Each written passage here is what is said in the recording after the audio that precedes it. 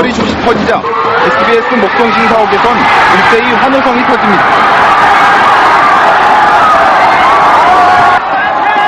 SBS 목동신 사옥에는 경기 시작 서너 시간 전부터 천여 명의 시민들이 모여 한국팀의 승리를 기원하는 힘찬 응원전을 벌였습니다. 대한민국 우승까지 화이팅! 서울의 한 극장에서도 새벽까지 응원의 열기는 뜨거웠습니다. 아슬아슬했는데 김영광 골키퍼가 잘 막아가지고 진짜 손에 땀을 질 만큼 좋은 경기였습니다. 밤을 잊은 축구사랑 나라사랑은 대학 기숙사생들도 한 곳으로 모았습니다. 대학가 주변 하숙집에도 작은 주점에도 335 젊은이들이 모여 한국팀의 승리를 지켜봤습니다. 8강, 4강까지 가서 꼭 우승했으면 좋겠습니다. 대한민국 화이팅! 어제 저녁 기대했던 사격과 유도에서 금빛 사냥이 실패한 아쉬움을 단번에 날려준 통쾌한 슛, 멋진 경기, 그리고 뜨거운 응원이었습니다. SBS 김정윤입니다. 네, 그럼 아테네 현지를 연결해서 자세한 소식을 알아보겠습니다. 자, 주영민 기자. 네, 아테네입니다. 네, 먼저 소중한 결승골을 뽑아낸 김정우 선수 소식부터 전해주시죠. 네, 김정우 선수는 정말 어렵게 주전 자리를 꿰찬 선수입니다. 원래는 그 자리에 와일드카드 김남일 선수가 예정돼 있었는데 2주 전에 김남일 선수가 부상을 당하면서 김정우에게 기회가 온 겁니다. 그래서 오늘 결승골은 더 감동적이었습니다. 장세만 기자입니다. 전반 15분 상대 수비 맞고 나온 볼을 김정우가 기다렸다는 듯 달려들며 강한 오른발 슛으로 멕시코 그물망을 가릅니다. 182cm에 68kg의 김정우는 빠른 발에 강한 근성을 갖춰 김남일 대신 수비형 미드필더로 투입된 선수. 찬스를 놓치지 않는 정교한 골 감각으로 8강 진출에 열쇠가 되는 축포를 쌓아올렸습니다. 첫 번째 경기 비교도 아쉬웠는데요. 두 번째 경기 비교도 너무 기분이 들어요. 남은 경기 잘해서 8강에 올라갈 수 있게 열심히 하겠습니다. 그리스전에서 눈부신 한 방을 펼쳤던 골키퍼 김영광은 오늘도 세 차례나 결정적인 슛을 막아내는 등 거미손의 위력을 다시 한번 과시했습니다. 올림픽팀은 초반부터 강한 압박과 빠른 공수 전환으로 주도권을 잡아 그리스전 무승부의 부담감에서 벗어난 모습을 보여줬습니다. 그러나 후반에는 체력 저하로 조직력이 흐트러지는 모습을 노출해 체력과 집중력 보완이 숙제로 지적됐습니다. 앞으로 우리가 기후 아테네에서 시합은 좀 더 신중을 기울이고 더위를 이기는 그런 훈련도 좀 해야 될 것 같습니다. 멕시코를 꺾고 8강 진출의 가능성을 높인 올림픽팀은 오늘 저녁 테살로니키로 이동해 오는 18일 아프리카의 목병 말리와의 3차전을 준비하게 됩니다. 아테네에서 SBS 장세만입니다. 우리는 이제 1승 1무가 됐습니다. 말리가 그리스를 꺾는 이변을 연출했기 때문에 우리는 다음 상대인 말리와 비기기만 해도 8강에 오를 수 있습니다. 심우섭 기자입니다. 전반 1분 30초 만에 터진 베르데의 선취골로 그리스 관중석에 찬물을 끼얹은 말리. 여기에 그치지 않고 말리는 전반 종료 직전 은다이에가 추가점까지 올렸습니다. 그리스는 경기 막판 얻은 페널티킥까지 실축하며 완전히 무너졌습니다. 이로써 우리나라는 마지막 말리전에서 비기기만 해도 8강 진출을 확정짓고 만약 지더라도 그리스 멕시코전 승자와 골드실을 따져 8강에 오를 가능성이 남아있습니다. 이런 그 메이저 타이틀 매치에서는 얼마나 훌륭한 경기를 하느냐도 중요하지만 그것보다는 어디까지 살아남느냐도 굉장히 중요하기 때문에 아마 한국 말리 두 팀이 다 은연중에 조심스러운 경기를 하게 되지 않을까. 하지만 조 2위로 8강에 오를 경우 C조 1위가 유력한 강력한 우승 후보 아르헨티나를 만날 가능성이 높기 때문에 말리와 마지막 경기에서도 전력을 기울여야 합니다. 8강 진출에 9분 응선에 오른 김호곤호가 한국 축구 최초의 올림픽 메달을 향해 거침없이 내달릴 수 있을지 주목됩니다. SBS 심우섭입니다. 네, 다음 소식입니다. 한국의 첫 메달은 금빛이 아니었습니다. 유도와 사격에서 금메달을 기대했지만 유도 최민호만이 동메달 1개를 따내는데 만족해야 했습니다. 한국 선수들의 성적을 김윤수 기자가 종합했습니다. 1회전 빗당겨치기 한판, 2회전 우승승. 최민호는 금메달 기대주답게 출발이 좋았습니다. 그러나 8강전에서 만난 무명의 몽고 선수에게 불의의 일격을 당해 금메달 꿈을 접었습니다. 시드니 올림픽과 두 차례 세계 선수권 대회를 석권한 데 이어 또다시 올림픽 금메달을 따내 세계 정상을 재확인했습니다. 여자 농구 금메달은 올림픽 2연패에 남자팀은 동메달을 따는 데 그쳐 자존심을 구겼지만 이 메달은 미국 선수단이 이번 대회에서 딴 100번째 메달로 기록됐습니다. SBS 신승입니다. 이제 내일 새벽이면 폐회식과 함께 16일간의 열전이 막을 내립니다. 당초 우려했던 테러와 교통난 등에서는 큰 문제가 없었지만 약물과 오심 시비로 얼룩져 아쉬움을 남겼습니다. 정희돈 기자입니다. 그리스 신화를 바탕으로 한 화려한 개막식. 원조 방식 그대로 치러진 또한 던지기와 마라톤. 108년 만에 고향으로 돌아온 지구촌 축제는 시공을 초월해 고대와 현대의 올림픽 정신을 연결한 뜻깊은 대회였습니다.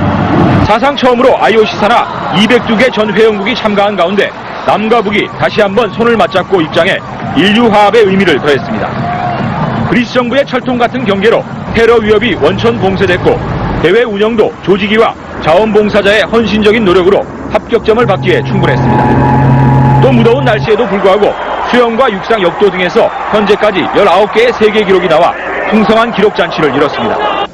그러나 약물 복용으로 무려 10명의 선수가 자격을 박탈당하고 체조와 승마, 펜싱 등 일부 종목의 오심 시비는 이번 대회의 어두운 그림자로 남았습니다. 내일 새벽 아테네 하늘을 밝혀온 성화가 꺼지면 지구촌 축제는 4년 뒤 베이징에서 만날 것을 기약하고 아쉬운 작별에 들어갑니다. 아테네에서 SBS 정희도입니다. 올림픽에서는 부자 나라일수록 메달을 많이 딴다는 고정관념이 있지요. 과연 그럴까요? 꼭 그렇게만 볼 수는 없다는 분석도 있습니다. 남주현 기자가 보도합니다. 지난 1952년 헬싱키 올림픽에선 부유한 10%의 국가들이 전체 메달의 35%를 차지했습니다. 2000년 시드니 올림픽 때는 42%가 잘 사는 나라 차지였습니다. 워싱턴 포스트는 국부와 메달과의 상관관계가 더욱 강화되고 있다고 보도했습니다. 가장 큰 이유로 메달을 딴 선수들에 대한 금전적 보상을 들었습니다. 미국의 올림픽 6관왕 펠프스는 광고에 출연해 수백만 달러를 벌어들였습니다. 또 다른 원인으로 올림픽에 새로 채택되는 종목들이 주로 잘 사는 나라 사람들이 즐기는 운동이라는 점을 들었습니다. 4년 전 정식 종목으로 채택된 트램펄린이란 체조 경기도 미국이 개발한 종목입니다. 그러나 각 나라의 국내 총생산 대비 메달 수를 비교해보면 상황은 달라집니다. 아프리카의 작은 나라 에리트레아는 1000m 달리기에서 동메달 하나를 따는 데 그쳤지만 GDP로 역산해보면 메달 136개에 해당해 당당히 1위를 달리고 있는 것으로 나타났습니다. 이런 식으로 환산해보았더니 2등은 그루지아가, 3등은 에티오피아가 차지했고 미국은 메달 수가 한 개도 되지 않았습니다. 역경을 딛고 메달을 따려는 노력이 소중한 이유가 여기 있습니다. SBS 남주현입니다.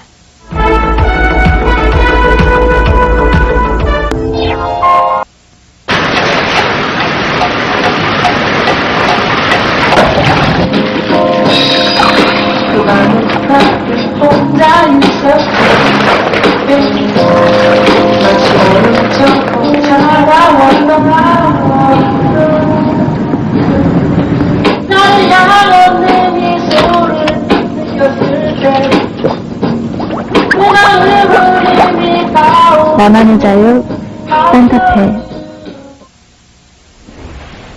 또 엑스팩 3 4곡 좋습니다. 배가 앞에 선 순간 멈칫했다. 아내를 처음 본 그때처럼.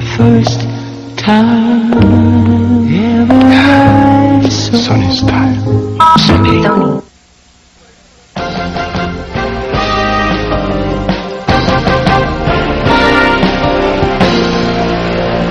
올림픽 주경기장입니다. 육상 남자 400m 꺾고 금메달을 땄죠? 그래요. 네. 그리고 뭐 핸드볼도 진짜 잘하더라고요. 그렇습니다. 네. 32대 31이었는데요. 맞아요. 저는 후반 중반에 한 6골 차로 앞서 나가서 굉장히 안심하면서 봐도 되겠구나 이런 생각을 했는데 갑자기 상황이 돌변하더라고요. 근데 전문가들 얘기를 들어보면은 준결승에서 이렇게 고전하면 선수들이 결승전에서 어떤 각오를 새롭게 다질 수 있기 때문에 오히려 약이 된다 이런 얘기를 하면서 아주 희망을 걸어봐도 좋겠다. 이런 분석들을 하고 있습니다. 예, 그리고 조금 전에 이제 태권도 얘기를 해서 그런데 태권도의 송명섭 선수가 여러분 그 경기 보셨죠? 이 눈 위에 이제 여기 부상을 입었잖아요. 그래서 거기서 피도 많이 나는 데다가 손가락 인대도 끊어지고 그랬는데 그 고통을 감수하면서 동메달을 땄어요. 예, 저도 네. 그 지혈을 하면서도 계속 경기를 하는 모습을 보고 정말 안타까웠는데요. 네. 그래도 자랑스럽게 동메달을 따줬습니다. 그렇죠. 네. 예. 그리고 복싱 69kg급의 김정수. 그거 지혈하는 장면이 잠깐 나오죠. 저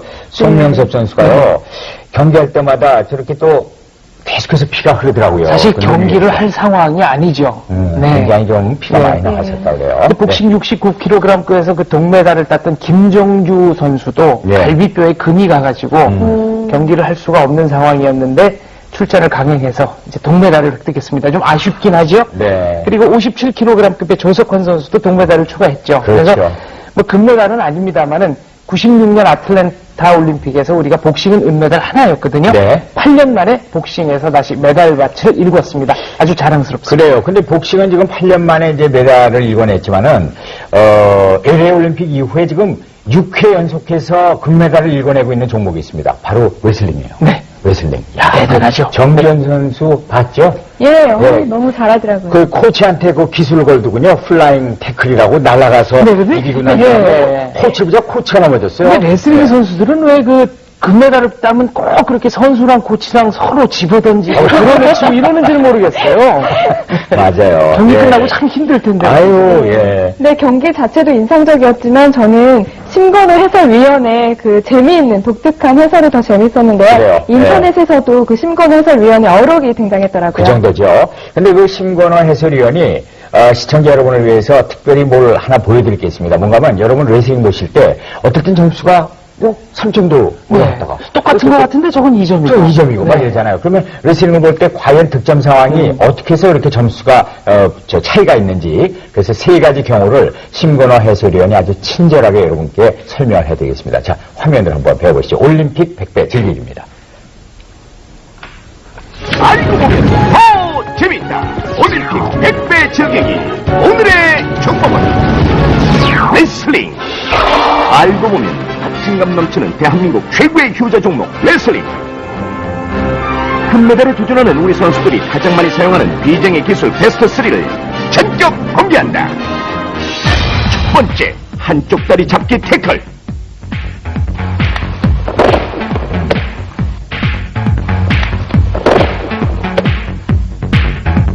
상대의 중심을 무너뜨려라. 성공 시 1점. 여행객들은 모두 걸음을 멈추고 선수들 움직임 하나하나에 탄성과 아쉬움을 쏟아냈습니다.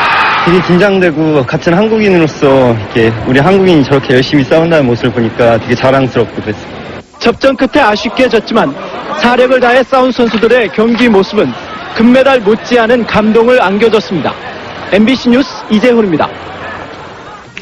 이봉주 선수가 우리 시각으로 오늘 밤 자정에 대망의 금메달 레이스 이 마라톤 대회에 나가